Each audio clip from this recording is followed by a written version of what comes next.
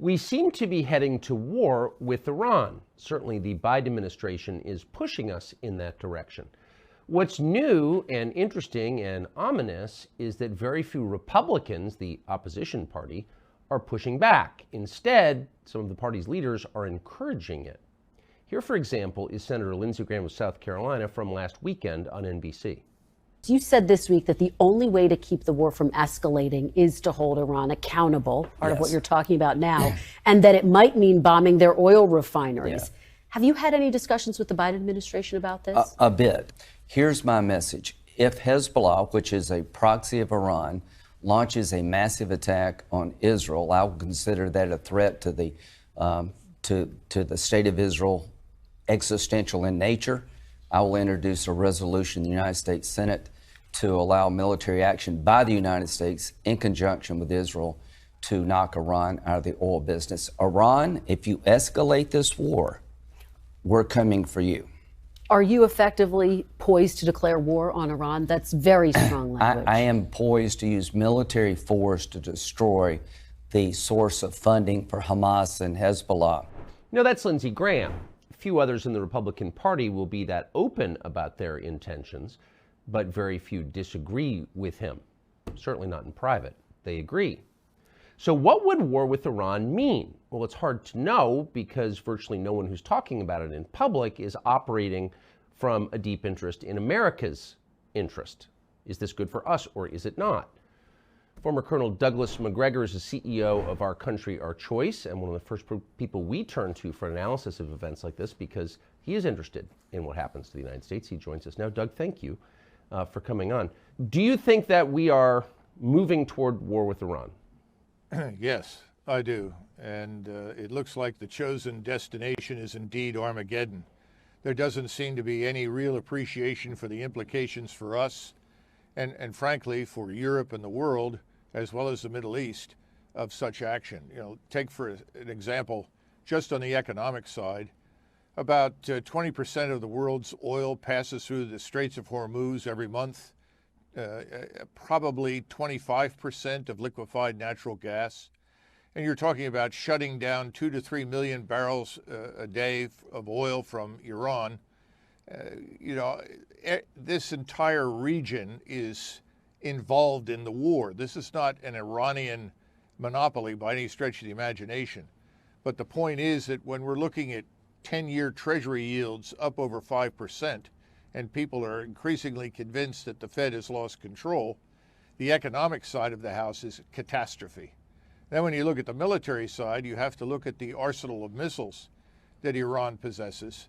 And they can reach out 1,200 miles with great precision, very high explosive conventional warheads that would do enormous damage, destroying whole city blocks in places like Haifa, Tel Aviv, even Jerusalem, though I doubt they would attack Jerusalem.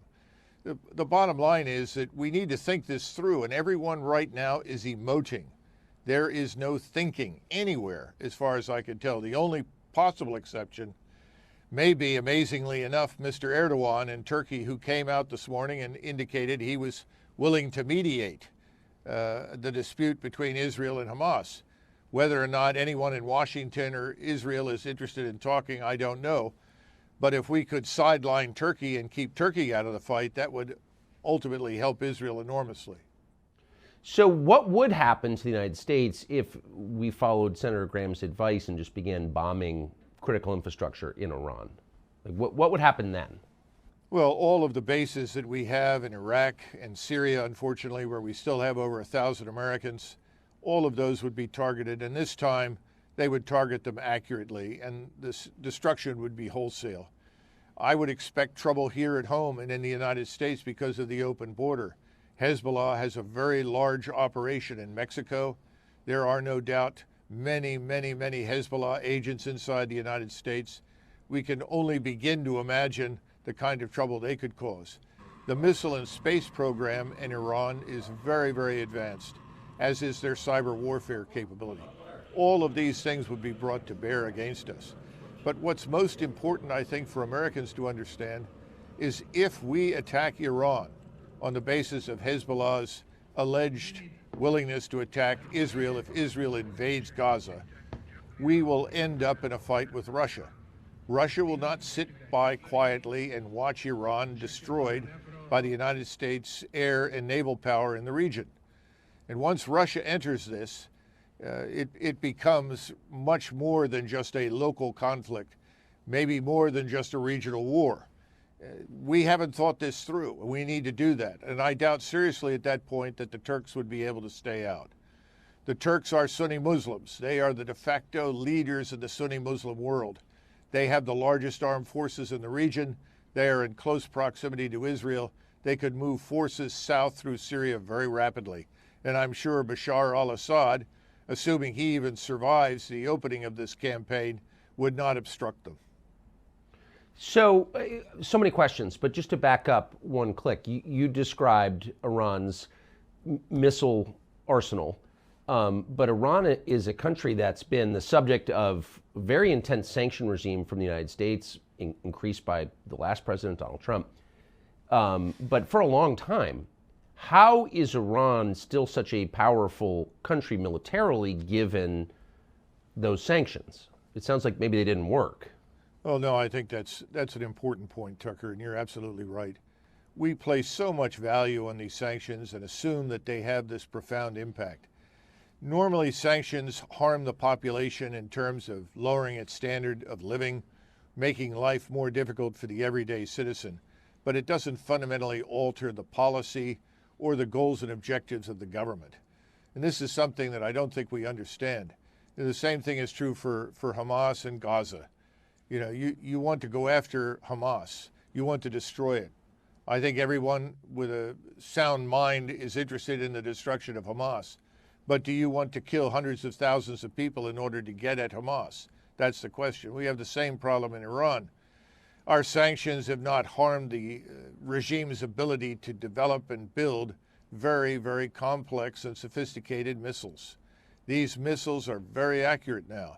There are hundreds, if not thousands. And the long-range missiles, the 1,200-mile range theater ballistic missiles, are a very serious threat to us in the region and to Israel. And the sanctions have had no impact there. If anything, the Iranians have pulled together the best human capital in their country, the best engineers, the best thinkers, and put them to work primarily on missile technology and on cyber warfare. And that's where we stand right now. We have to expect the worst as a result if we strike Iran. How is the U.S. military, do you think, having spent your life in it, leading troops in combat and at the Pentagon, positioned to respond to war with Iran right now? Are we in a strong position or not, in your view? No, I don't think we're in a strong position. I think we're probably at the weakest point in our recent history. I think you've got to look at the realities of new weapon systems, new capabilities. The United States Navy, if it's going to preserve its capability at sea, is probably going to be compelled to operate somewheres north and west of Sicily. If it comes within closer range, then it falls into this envelope where the Iranians can strike it. And as I said before, we have to assume the Russians will come into this. Once you move into the Eastern Mediterranean, you are vulnerable to the Kinshal missiles and other missiles, cruise missiles and hypersonic missiles that the Russians have.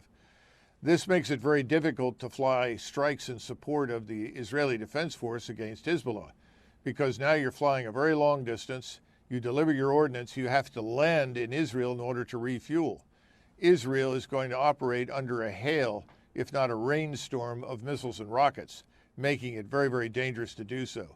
So our naval power, while substantial, may not have the desired impact on the ground that we would like. And then finally, we have no real army anymore. The army is down to perhaps, 450,000. How much of that is ready to fight is open to debate. Much of it is sitting in Eastern Europe right now. We don't have the means to rapidly ship a large force of 80 to 100,000 troops on the ground into the region, which means that we're reliant on special forces and right now 2,000 Marines and perhaps 2,000 special forces and special operations forces. That's not going to make much of a dent. And as we've seen quite recently within the last 24 hours or so, Some of our special ops forces and Israeli special ops forces went into Gaza to reconnoiter, to plan for where they might want to go to free hostages and make an impact. And they were shot to pieces and took heavy losses, as I understand it. I think that's where we're headed. And I don't see that as a win for Israel in any way, shape, or form, and I certainly think it's very dangerous for us.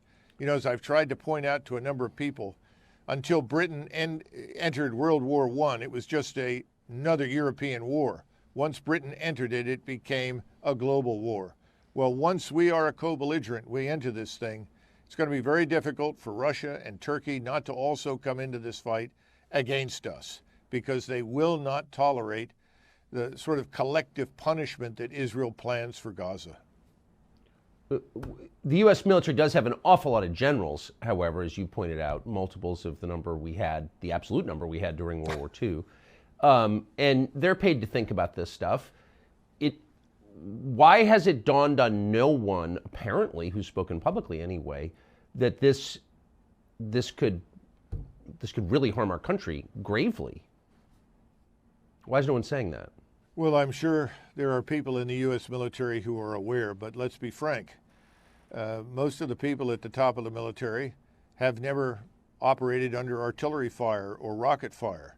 They haven't seen direct fire combat. They haven't seen real war per se. Remember, we've had the luxury of sitting around forward operating bases and striking opponents that were armed with AK-47s and command detonated mines, an occasional mortar or rocket. Very, very low intensity combat. This is a high-end conventional war that we're looking at with the potential to go nuclear, which obviously I don't think we or the Russians want to happen, but we have the wild card in Israel. They do have a nuclear capability. We don't know what the tripwire is for them to employ such a weapon. At that point, of course, all bets are off, and I think most of the world would turn against Israel. Right now, they just have to worry about the Muslim world against them. It would certainly widen if they went that far. There are too many unknowns and uncertainties here. And, you know, everyone always assumes at the beginning of such a conflict, well, it'll be contained. We'll only have to fight these people, Hamas, maybe Hezbollah. It never works out that way. These things always last longer than everyone thinks. The resources required are much more profound than what we anticipated. And remember, we've already used up many of our war stocks in Ukraine, and we've left Ukraine in a state of ruins, places on life support, 500,000 dead. What are we going to do to Israel if we press ahead down this road? And it seems, listening to Secretary of State Blinken this morning, who more and more sounds like our commander-in-chief, that there is no room for negotiation, no room for mediation. Hamas must be destroyed. We must go into Gaza. If so, I think we're on this very dangerous road to Armageddon. What is the objective of the IDF and of Blinken, of the United States and Israel in this short term? Destroy Hamas, but what does that mean? Well, to destroy Hamas, in the minds, I think, of policymakers in Washington as well as in Israel, is to systematically root them out and kill them in Gaza. Mm-hmm. Now, let's be frank, when you go into an urban environment, you can't pick or choose your targets very easily. First of all, no matter how well trained you are, you're moving into an area that is rubbled. There are ruins. It's very difficult to negotiate in that. When I say negotiate, I mean negotiate the terrain through the rubble. You don't know where the enemy's going to pop up. Once you destroy all these buildings, he can be anywhere. So you're going to take losses going in. But more important, once you start going in there, you're going to end up killing whatever you find. Because the soldier, the Israeli soldier, the American soldier, very much the same, they want to live. They want to survive. When in doubt, pull the trigger. They're not going to stop and say, now, wait a minute, before I shoot, I really need to think about this because that may be a civilian or there may be a family there. That's not going to happen. You can't expect that. So the notion that this is a kind of warfare that is so precise that it can avoid so-called collateral damage is just nonsense. We can't expect miracles from the IDF or our own troops, which means that you're going to annihilate everything in Gaza. And remember, the Israelis would like to push the population out. The problem is when you push the population out, if you did into Egypt, you're going to run into trouble with the Egyptians, but even if you manage to get them there, you're only moving the problem that confronts you 20 miles, 30 miles away. In other words, killing people isn't going to solve the problem. But it's very attractive at the moment, and it's very difficult to talk people out of it. Do you believe American troops will be engaged, physically present in the invasion of Gaza? I'm sure they will, because we have American citizens who are hostages. And we've already made it clear that we will assist and support the Israelis in freeing those hostages. Again, the problem is, how do you get the hostages out when you're fighting in this extraordinarily dirty and complex environment? What's to prevent the hostages from simply being executed as soon as you move in force into Gaza? I think the Israelis know that. I think our leadership in Washington knows it. They may have even decided that if that happens, that's tragic, but the ultimate goal of destroying Hamas demands this. Again, it's the issue of collective punishment. I would encourage Americans everywhere to listen to King Abdullah of Jordan's speech in Cairo just a couple of days ago, where he made it clear that he agreed with the abhorrence of what had happened in Israel and loathes Hamas for its barbarity and savagery. But he also goes on to point out that collective punishment meted out to 2 million people is unacceptable, both under international law and for humanitarian reasons. That's the problem. And as Americans see more destruction and more film footage and photographs come out of Gaza showing children, women, old men dying, being killed, the support for Israel is going to erode. And at the same time, the anger and hatred inside the region, which already dislikes Israel, is going to be phenomenal. So Israel is doing something that I think no one has ever accomplished, at least not in my lifetime, and that is uniting Sunni and Shia against itself. That's why I think we have an obligation to save Israel from itself, but that's not a popular position. Right now, it's bombs away and everyone is cheering. What about the argument often articulated, including by leading presidential candidates recently, that considerations like the ones you just raised, like the long-term effects of decisions or global public opinion, downstream terror attacks, thinking about any of that is a violation of principle, and you're basically giving in to the terrorists by weighing any of it? How would you respond to that? Most politicians follow public opinion. Right now, public opinion supports violence against Hamas, and if that includes the destruction of Gaza, so be it, we support it. Very few people look beyond that and understand the larger consequences. In the last century, or I guess I should say in the early 20th century, the great powers intervened on more than one occasion to prevent Turkey from being destroyed. Not because they loved the Ottoman Turks, but because they saw the alternative being chaos. Turkey had a role to play. Therefore, we want to preserve it. We have to think about Egypt. Egypt has been a good strategic partner for Israel. They've kept the peace there for decades. The Egyptians are now in a very difficult position. At least 100,000 Egyptian troops have been moved towards the border with Gaza, involving several divisions. Under great pressure from public opinion in the Arab world, in the Muslim world, they may have to engage the Israelis because no one will protect the population in Gaza. That's a terrible, terrible possibility, one that we don't want, because if that happens to Egypt and Hezbollah attacks from the north, that will bring in everyone else. And we're suddenly confronting a war on a regional level that is going to harm us economically, physically in many ways, but could threaten the very existence of Israel, which I think is the root problem here. We don't want Israel's existence threatened. We want to save Israel. We want to keep it intact. But we may not be able to do that if this war runs out of control. And let's be frank, historically, wars run out of control. They move in directions you never anticipated. So if you think you can plot this route forward, as Lindsey Graham thinks, you're crazy. Once this is unleashed, it's not manageable anymore. You made reference a couple of times to the American citizens being held by Hamas. What do we know about them? Well, I think most of them are American citizens who happen to be Jewish, who are there to celebrate during the holiday period or participate in this music festival we've heard so much about. I don't think they ever anticipated anything like this happening. Yeah. The problem is, as we've said before, extracting them from this haystack is nigh on to impossible. What about the concerns about terrorism in the United States in the wake of all of this? Well, I think they're very valid. Yeah, I think these concerns are very, very valid. We've had open borders now for the last 2.5 years, but we've had an illegal migration problem for the last 3+ decades. We don't know who's in the country. We really don't. No one at Homeland Security can tell you who is here. The Europeans face something quite similar.